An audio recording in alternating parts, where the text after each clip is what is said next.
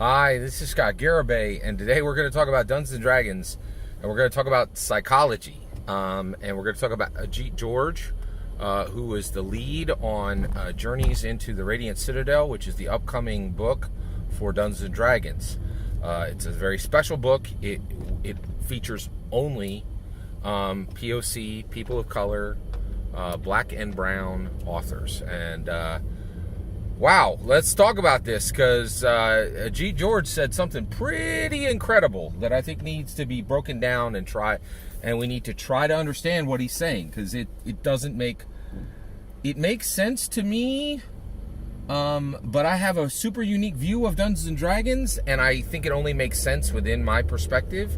But I'm going to present the facts here, I'm going to present the facts as I understand them, and I'm inviting your input to understand what the heck is going on here. All right, so Ajit George just got interviewed by Teos Abadia on Mastering Dungeons. And so I'm not even going to give a link, and the reason why is podcasts are all over. Like, nobody listens to them on the same catcher. All you need to do is Google Mastering Dungeons podcast, Teos Abadia, and Ajit George, and don't worry about the spelling. Google will fix that, and you're going to find it, right? Like, because this isn't a small interview. It's pretty major. It's not hard to find, okay? That Google search will get you there, right? In that interview, Ajit George talks about he was the project manager.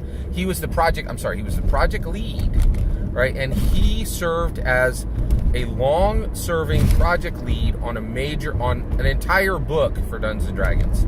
And he said something astounding in this interview. He said that if you're going to be a project lead on Dungeons and Dragons, one of the things you need to do is you need to serve as a personal psychologist he says it helps if you serve as a personal psychologist to the people working on the project. You're the project lead, they're the writers, and you should serve as a personal psychologist. And it helps if you serve as a personal psychologist to the writers on the project. What? What now? Wait, what now? Wait, Ajit George is not a psychologist, right?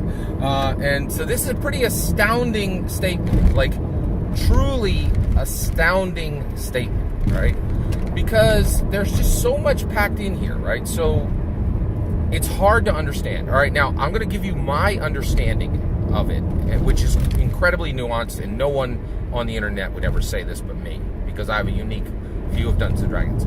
I don't believe Dungeons & Dragons is a game. I believe that Dungeons & Dragons is a human improvement engine that Gary Gygax created and disguised as a game and launched into the world specifically for Dungeons & Dragons to serve as the next stage of human intellectual evolution. I have a view of Dungeons & Dragons that no one in the world shares, right? Like, I don't think Dungeons & Dragons is a game.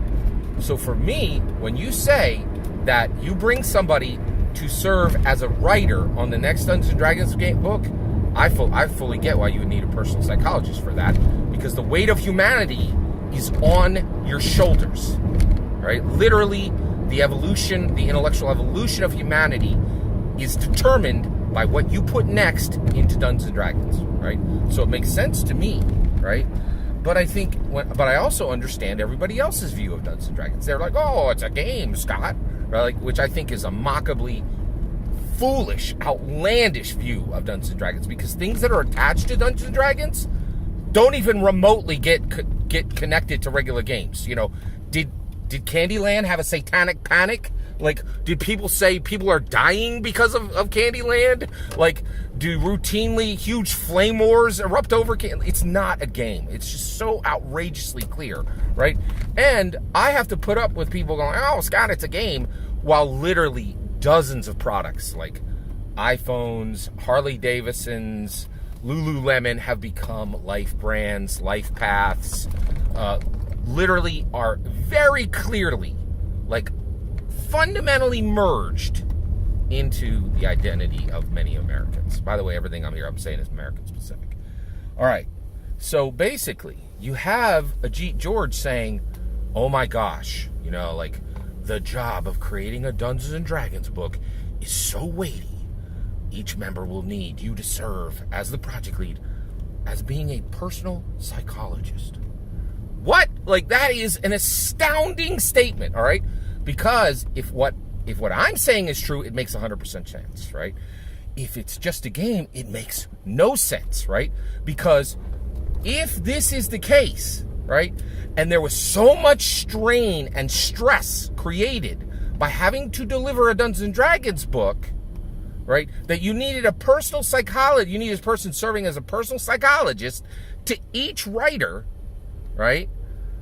Why did you pick those people to write the book, right? Because I can tell you right now, there is a long line, and I think that line contains plenty of POCs, right, of people who are dying to write the next D&D book and would not need a personal psychologist to get it. They would need people to crack the champagne with them, right? This would not be stressful and like, oh, this terrible burden that has been set upon me. I will need to talk over my feelings. And I'm not, this is not a joke.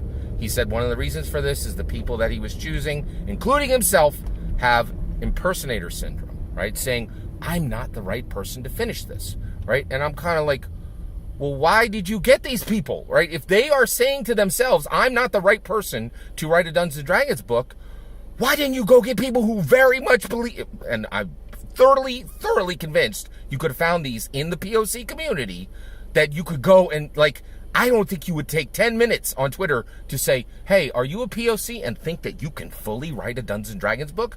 Don't have, like, an idea in the back of your head that you're not the right person to do it and won't need a personal psychologist to get through this task, but will actually be cracking champagne the day you get it and celebrating every single day because you've been given the glory position. You are the rock star now, right? Like, you could have definitely found people who did not need a personal psychologist because they were put upon to write a Dungeons & Dragons book. And you could have easily found them in the POC community, right? I think it would take a 10-minute Twitter search of people who are POC saying, yeah, sign me up, coach. I'm ready to write the next Dungeons & Dragons book.